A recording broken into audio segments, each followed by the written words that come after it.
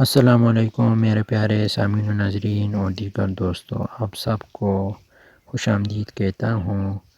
آج کا جو ٹاپک ہے وہ ہے صبح و شام پڑھنے کی دعا۔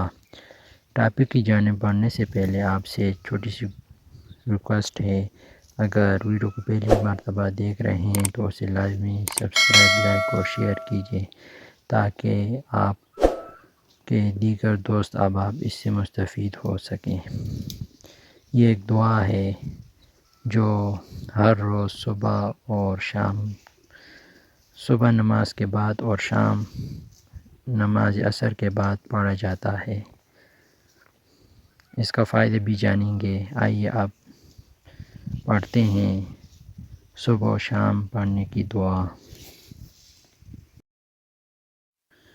بسم اللہ الذی لا یضر مع اسمہ شیء فی الارض ولا فی السماء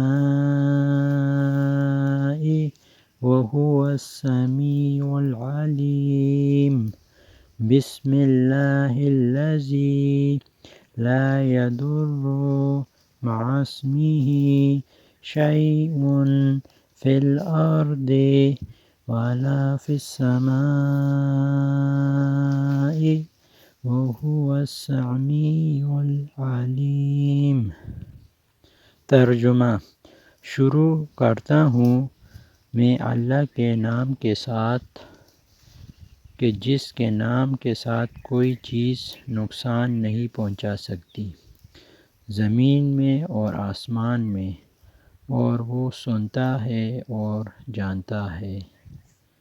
فائدہ: کوئی بندہ ہر صبح و شام کو 3 بار یہ کلمات پڑھ لیا کرے تو اسے کوئی چیز ضرر نہ پہنچا سکے گی۔